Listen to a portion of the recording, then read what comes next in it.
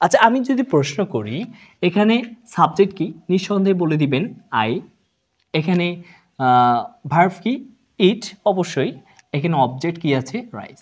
ঠিক একইভাবে যদি পরের সেন্টেন্সগুলোতেও আপনাকে এই প্রশ্নটা করা হয়, আপনারা অবশ্যই বলে দিতে পারেন যে এটা সাবজেক্ট, এটা ভার্ব, এটা হচ্ছে অবজেক্ট, এটা সাবজেক্ট, ভার্ব, এটা হচ্ছে অবজেক্ট, রাইট? কিন্তু দুঃখের বিষয় শুধু সঠিক হচ্ছে এটা, এখানে রাইস হচ্ছে অবজেক্ট, কিন্তু বাকিগুলাতে অবজেক্ট নেই। অনেকেই বলে দিবে এটা হচ্ছে ইম্পারেটিভ সেন্টেন্স। ইম্পারেটিভ কেন ইম্পারেটিভ? কারণ হচ্ছে এটা ভার্ব দিয়ে শুরু হয়েছে। আসসালামু আলাইকুম রহমতুল্লাহ, welcome back to universal academy. আজকের ক্লাসটা সত্যিকার অনেক গুরুত্বপূর্ণ হতে চলছে। যারা ইংরেজি আপনারা শিখতে চাচ্ছেন কিন্তু কোথা থেকে শুরু করবেন, কি আগে পড়বেন, কি পরে পড়বেন, কোনো কিছু বুঝতে পারছেন না, স্পেশালি তাদের জন্য এই যে সিরিজটা অনেক গুরুত্বপূর্ণ। অর্থাৎ কেন এত গুরুত্বপূর্ণ, এটা কিভাবে আপনি বুঝবেন? আপনি এই 4টি যে সেন্টেন্স এখানে আমি লিখেছি, এই 4টি সেন্টেন্সের মধ্যে বুঝতে পারবেন যে এই ক্লাসটা আপনার জন্য। তাহলে দেখি একটু কি বোঝা যাচ্ছে এখানে। এখানে দেখেন, আমি যে 4টা সেন্টেন্স এখানে লিখেছি প্রত্যেকটাই কিন্তু আমরা ভালোভাবেই চিনি। এখানে আই ইট রাইস, আমি ভাত খাই, এগুলো আমরা ছোট থেকে পড়ে এসেছি। তারপর হি গোজ টু কলেজ, এটাও আমরা জানি।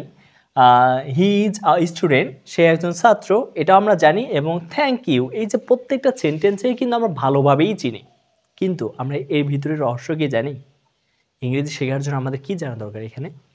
আচ্ছা, আমি যদি প্রশ্ন করি এখানে সাবজেক্ট কি, নিঃসন্দেহে বলে দিবেন আই। এখানে ভার্ব কি, ইট, অবশ্যই। এখানে অবজেক্ট কি আছে, রাইস। ঠিক একইভাবে যদি পরের সেন্টেন্সগুলোতেও আপনাকে এই প্রশ্নটা করা হয়, আপনারা অবশ্যই বলে দিতে পারেন যে এটা সাবজেক্ট, এটা ভার্ব, এটা হচ্ছে অবজেক্ট, এটা সাবজেক্ট, ভার্ব, এটা হচ্ছে অবজেক্ট, রাইট? কিন্তু দুঃখের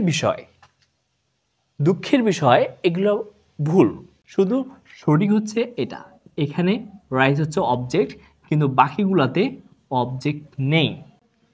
আমাদের ভুলটা এখানেই। আমরা এভাবেই শিখে এসেছি যে সাবজেক্ট ভার্ব অবজেক্ট, ভার্বের পর যেটাই বসে সেটাই অবজেক্ট, কিন্তু এটা সঠিক নয়। তাহলে সঠিকটা কি? তার আগে বলি দেই, এই যে থ্যাংক ইউ, আমি যদি বলি, বলুন তো এটা কোন সেন্টেন্স?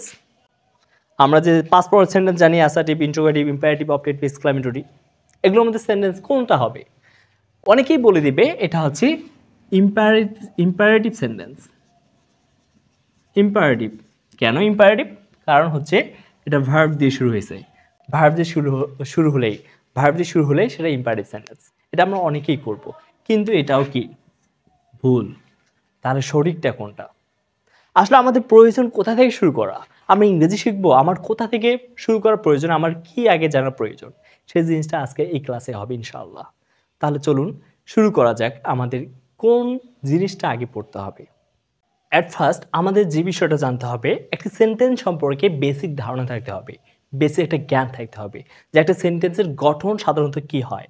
দেখো, আমি এখানে লিখেছি একটি সেন্টেন্সের স্ট্রাকচার হচ্ছে সাবজেক্ট, ভার্ব, এক্সটেনশন।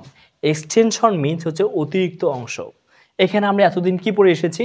অবজেক্ট। তাই ভার্বের পরে যে জায়গাটা আছে সেটাকে আমরা অবজেক্ট বলে থাকি। কিন্তু আমরা এটা জানি না যে অবজেক্টের জায়গায় সবসময় অবজেক্ট বসে না। অবজেক্টের জায়গায় সবসময় অবজেক্ট কখনোই বসে না। তাই এইখানে কি কি বসতে পারে? এইখানে বসতে পারে অবজেক্ট, বসতে পারে, এখানে বসতে পারে অ্যাডভার্ব, এখানে বসতে পারে কমপ্লিমেন্ট। অর্থাৎ এই যে এক্সটেনশন, অর্থাৎ যেটা আমরা জানি এটা অবজেক্টের জায়গা, সেই জায়গাটাতে কি কি বসতে পারে? এখানে বসতে পারে অবজেক্ট, অ্যাডভার্ব এবং কমপ্লিমেন্ট বসতে পারে। তার মানে আমাদের ইংরেজি শিখতে হলে, আমাদের ইংরেজিতে ভালো হতে হলে, ইংরেজি বেসিকে স্ট্রং হতে হলে আমাদের কি করতে হবে? আমাদের করতে হবে এই যে একটা সেন্টেন্সের যে সাধারণ একটি স্ট্রাকচার আছে, এই স্ট্রাকচার সম্পর্কে ভালোভাবে একটু জ্ঞান থাকতে হবে। তাই এই পার্টসগুলো জানার জন্য, সেন্টেন্সের এই পার্টসগুলো জানার জন্য আমাদেরকে সর্বপ্রথম যে পার্ট সম্পর্কে জ্ঞান থাকতে হবে সেটা হচ্ছে ভার্ব সম্পর্কে। অর্থাৎ আগে আমাদের ভার্ব সম্পর্কে, ভার্বকে চিনতে হবে, ভার্বকে সেন্টেন্স থেকে বের করতে হবে। আপনি যদি ভার্বকে বের করতে পারেন তাহলে প্রত্যেকটা সেন্টেন্সের পার্টসকে আপনি বের করতে পারবেন। তাহলে চলুন একটু ভার্ব সম্পর্কে দেখে নিন। দেখেন, ভার্ব অর্থ যে ক্রিয়া বা কাজ, এটা আমরা সবাই জানি এবং আমরা এই ভার্বকে 3 ভাগে ভাগ করব। ভার্বের উৎপত্তিগত দিক থেকে 3 ভাগে ভাগ করব। সেটা হচ্ছে আমাদের প্রথমে physical action, mental action, state of being. এগুলো কি? ফিজিক্যাল অ্যাকশন অর্থাৎ আমাদের শারীরিকভাবে যে কাজগুলো করা হয়, শরীরের মাধ্যমে যে কাজগুলো করি সেটা হচ্ছে ফিজিক্যাল অ্যাকশন। যেমন রিড মানে পড়া, অবশ্যই এটা আমাদের শরীরের মাধ্যমে করা হয়। রাইট মানে লেখা, হাতের মাধ্যমে করা হয়। ওয়াক মানে হাঁটা, যেটা আমরা পায়ের মাধ্যমে করি। অর্থাৎ শারীরিকভাবে যে কাজটা করা হয় সেটা হচ্ছে ফিজিক্যাল অ্যাকশন। এবং আমরা যদি আসি এখন মেন্টাল অ্যাকশনে, মেন্টাল অ্যাকশন মিনস মস্তিষ্কের মাধ্যমে যে কাজটা করা হয়। অর্থাৎ মস্তিষ্কের মাধ্যমে আমরা কী করি? মস্তিষ্কের মাধ্যমে আমরা চিন্তা করি। কনসিডার বিবেচনা করা, বিবেচনা করতে গেলে কি করতে হয়? আমাদের চিন্তা বুদ্ধিঘাটি করতে হয়, তাই না? আচ্ছা, এখন আসেন যে স্টেট অফ বিং কি? স্টেট অফ বিং মানে হচ্ছে যেখানে কোনো কাজ, যেখানে কোনো অ্যাকশন থাকবে না, অর্থাৎ কোনো কাজ করা বোঝাবে না, এখানে হওয়া বোঝাতে পারে। আমরা তো জানি যে ভার্বের সংজ্ঞা, যে শব্দ দ্বারা কোনো কাজ করা বোঝায়, হওয়া বোঝাবে, থাকা বোঝায়। অর্থাৎ শুধু কাজ করাই বোঝায় না, হওয়াও বোঝাবে এবং থাকাও বোঝাবে। যেমন স্টেট অফ বিং কোনগুলো ভার্বকে বলা হয়? যেমন বি ভার্ব যতগুলো আছে, অ্যামিজ আর ওয়াজ ওয়ার এগুলা, তারপর হ্যাভ ভার্ব যেগুলো আছে, হ্যাভ, হ্যাজ, হ্যাড, এগুলোকে বলা হয় স্টেট অফ বিং, যেখানে কোনো অ্যাকশন নাই। অর্থাৎ আমাদের সেন্টেন্সের যে পার্টসগুলো আছে, সাবজেক্ট, অবজেক্ট, অ্যাডভার্ব, কমপ্লিমেন্ট, এগুলো বের করার জন্য আমাদের কি জানতে হবে? আগে আমাদের অবশ্যই ভার্বকে বের করতে হবে। ইংরেজি বাক্যে আমরা জানি সেন্টেন্সের ভার্বটা থাকে কোথায়? মাঝে। এবং আমরা ভার্বকে কীভাবে বের করব? এই থ্রু এর মাধ্যমে আমরা বের করতে পারি। আমাদের ভার্ব হয়ে গেল, এখন চলেন সাবজেক্ট। আমরা সেন্টেন্সের সাবজেক্ট কীভাবে বের করব? সাবজেক্ট মিনস কর্তা, অর্থাৎ সেন্টেন্সের কর্তা। অর্থাৎ সাবজেক্টের সংজ্ঞাটা আমরা যদি দেই তাহলে এভাবে দিতে পারি, সেন্টেন্সের কাজ যে করে সে সাবজেক্ট। তারপর আরেকভাবে বলতে পারি যে সেন্টেন্সে যার সম্পর্কে কোনো কিছু বলা হয় সেটাই সাবজেক্ট। কারণ সেন্টেন্সে সবসময় কাজ করা বোঝায় না, কাজ হওয়া বোঝায়। সেক্ষেত্রে আমরা সাবজেক্ট বের করার সহজের টেকনিকটা আমরা অবলম্বন করতে পারি, সেটা হচ্ছে আমরা ভার্বকে আগে খুঁজে বের করব। ভার্বকে খুঁজে বের করে আমরা কি করব? প্রশ্ন করব। প্রশ্ন করব কি দিয়ে? কে বা কারা দিয়ে। যদি আমরা কে বা কারা দিয়ে প্রশ্ন করি তাহলে যেটা উত্তর পাবে সেটা হবে কি? সাবজেক্ট। যেটা উত্তর পাবে সেটা হবে সাবজেক্ট। ওকে, এখন যদি আমি এক্সাম্পল দিই, দেখেন এখানে আই ইট রাইস, এখানে ভার্ব কি আছে? ইট। এখন আমরা সাবজেক্ট বের করার জন্য প্রশ্ন যদি করি যে ইট মানে খাওয়া, অর্থাৎ কে খায়?